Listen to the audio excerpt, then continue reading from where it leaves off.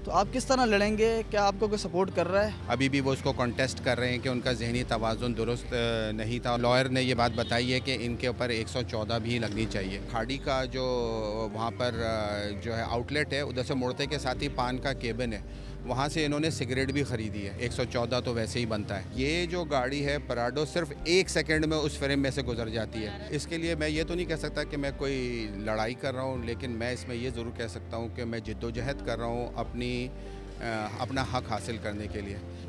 आज जी बिल्कुल अफसोसनाक वाक़या पेश आया 19 अगस्त के रोज़ कारसाज पर, जिसमें एक खातून ने अपनी गाड़ी से टक्कर मारकर मोटरसाइकिल पर सवार बाप और बेटी उन्हें जो है वो जाँ बहक कर दिया था, जबकि कई अफराद इस हादसे में ज़ख्मी भी हुए।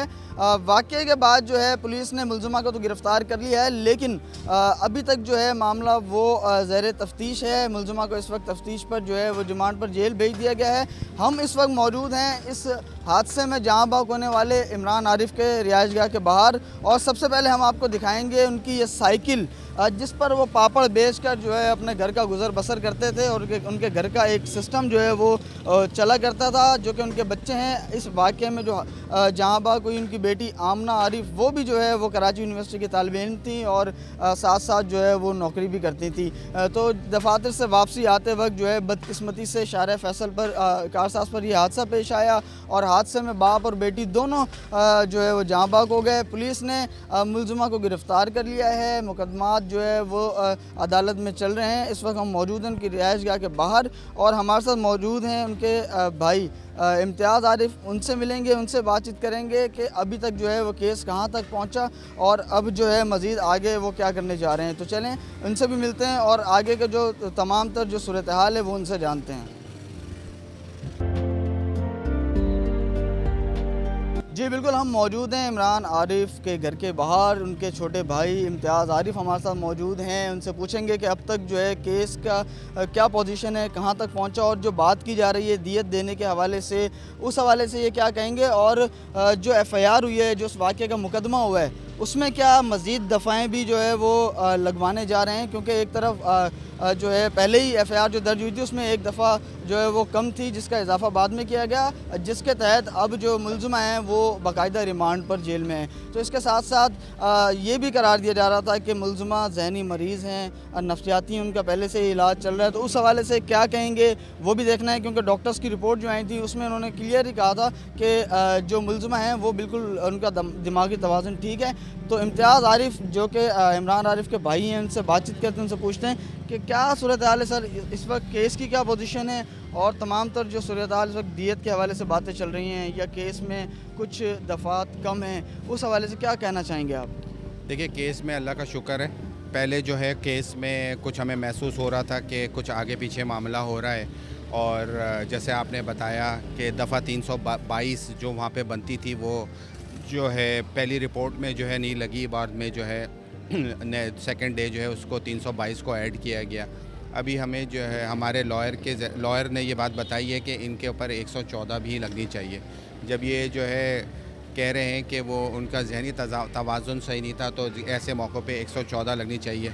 अभी भी वो उसको कॉन्टेस्ट कर रहे हैं कि उनका ज़हनी तवाज़ुन दुरुस्त नहीं था और वो ज़ेरे इलाज थी, तो 114 तो वैसे ही बनता है। तो अब मैं किसी हद तक जो है मुतमईन हूँ जिस तरीके से पुलिस कार्रवाई कर रही है, और कुछ और भी ऐसे इदारे हैं जिन्होंने मुझे इस बात की यकीन दहानी कराई है कि वो यहाँ पर जो है हक़ और बातिल के फ़र्क में ज़रूर अपना किरदार जो है वो प्ले करेंगे। ठीक है। अच्छा, दियत के हवाले से जो बातें चल रही हैं, तो उस हवाले से क्या कोई फ़ैसला हुआ है, कोई दबाव डाला है कि आपके ऊपर कोई बात की गई है इस हवाले से?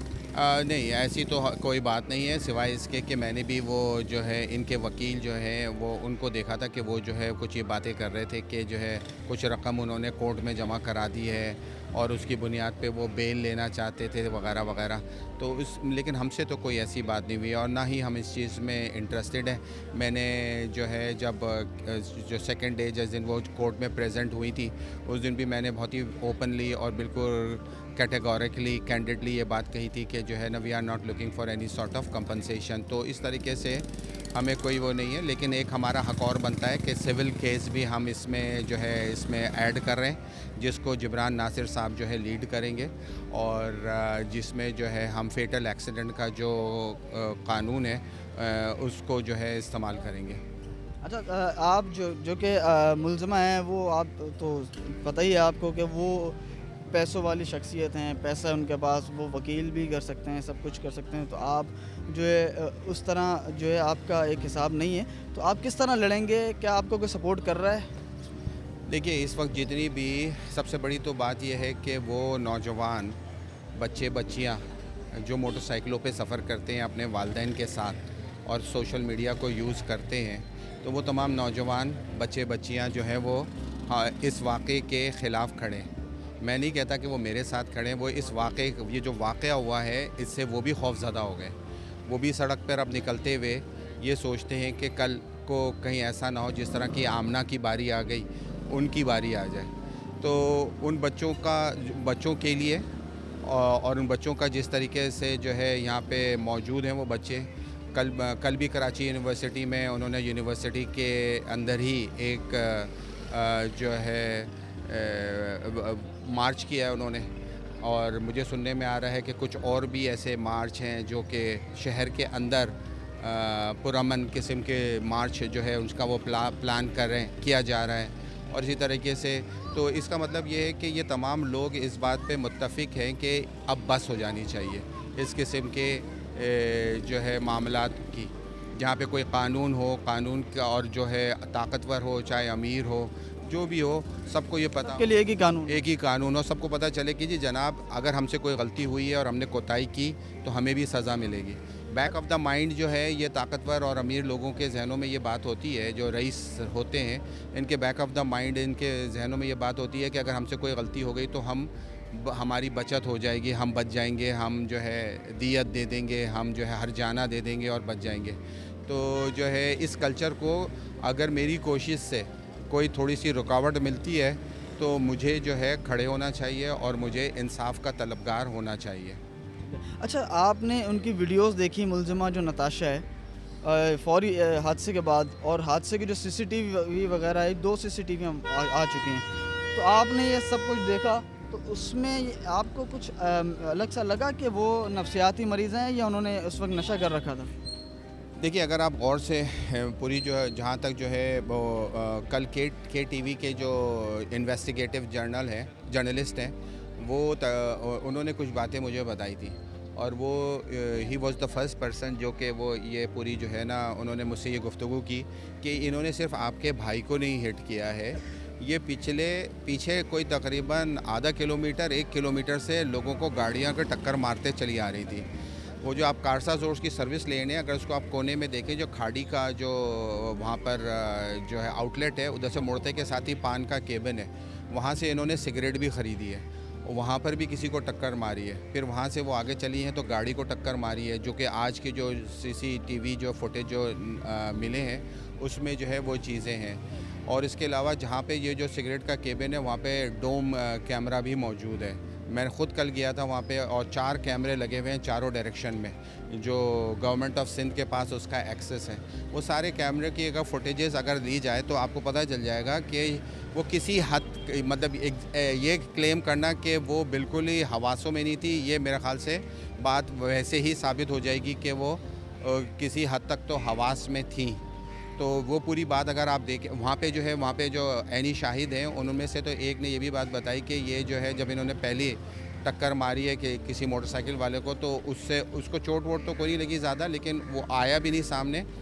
उसके साथ जो है वो ज़रा तल्ख़ कलामी भी हुई है, और साहिबा ने कोई अब्यूसिव लैंग्वेज भी इस्तेमाल की है जिसने वो बात बताई है।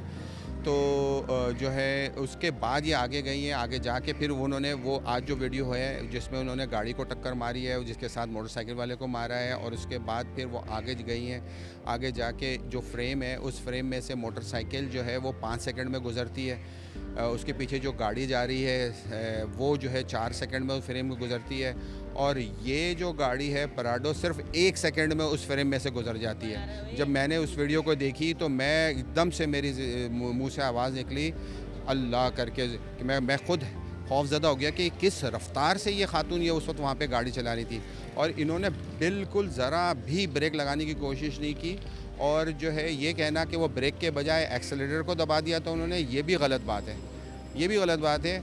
ये जो है जो कोई भी आम इंसान जो है वो वीडियो के फुटेजेस को देखेगा तो वो ईज़िली इसी कंक्लूजन पे निकलेगा जो मैंने इस वक्त कंक्लूड किया है। अच्छा सर, ये बताएगा कि अब आवाम के लिए आप क्या मैसेज देंगे कि आप कहाँ तक लड़ेंगे और हिम्मत नहीं हारेंगे, और ये लड़ाई जो है वो आपका टारगेट, आपका मिशन क्या है?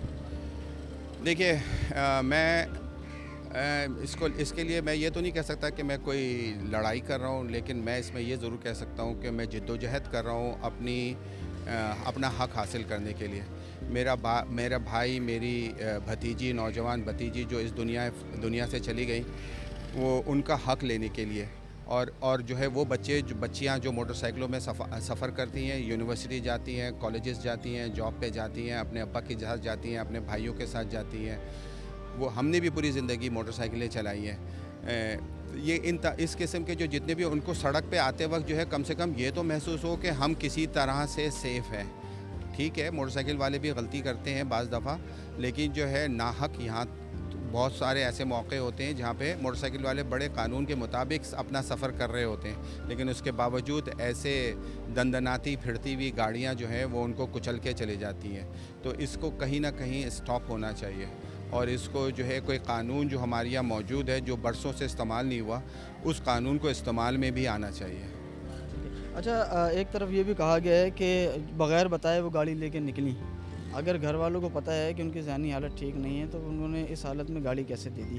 तो इस हवाले से काफ़ी चीज़ें सामने आ रही हैं कि फिर जो ज़िम्मेदार हैं उनके ख़िलाफ़ भी कार्रवाई होनी चाहिए। तो इस हवाले से मुतालबा करना चाहेंगे आप? जी बिल्कुल, हमने ये कहा है उनसे कि हमारे लॉयर ने जो IO साहब हैं उनसे दरख्वास्त की है कि आप इसमें दफ़ा 114 बनती है इसकी, वो इसमें आप लगाएं। अब ये देखिए, तमाम दफ़ाओं का मुझे कोई पता ही नहीं था।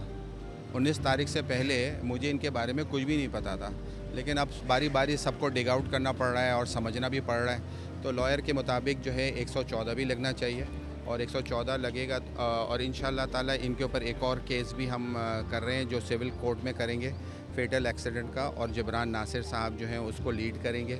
और ये जो क्रिमिनल कोर्ट पे जो है उज़ैर अली ख़ान गौरी साहब हैं, वो जिसको लीड करेंगे, बैरिस्टर हैं वो, तो वो इसको लीड करेंगे इंशाअल्लाह ताला। उम्मीद अल्लाह ताला से है, और इस दुनिया में मौजूद जो वो नेक फ़रिश्ते लोग हैं उनसे उम्मीद है कि वो हमारे साथ हक़ के लिए खड़े रहेंगे, और जो है फ़ैसला इंशाअल्लाह ज़रूर होगा। बहुत शुक्रिया, इम्तियाज़ आरिफ साहब हमारे साथ मौजूद थे, जो कि मुतवफ़ी इमरान आरिफ के छोटे भाई हैं, और उनका यही कहना है कि कोई दियत नहीं ली जाएगी, और ये जो केस है वो आखिरी हद तक इसमें जद्दोजहद करेंगे, और जो मुल्ज़िम हैं उसे जो है सज़ा दिलवा कर ही जो है वो पीछे हटेंगे। क्योंकि इस वक्त वो कह रहे हैं कि अगर आज इन्हें माफ़ कर दिया तो कल जो है कोई भी किसी को भी इस तरह नौजवान बच्चियों को जो है वो हादसा का सबब जो है वो बन सकते हैं। ताहम इस वाक़े को जो है नहीं छोड़ेंगे, ना ही दियत लेंगे, और जो मुल्ज़िमा है उससे जो है काफ़िर किरदार तक पहुँचाएँगे। जी।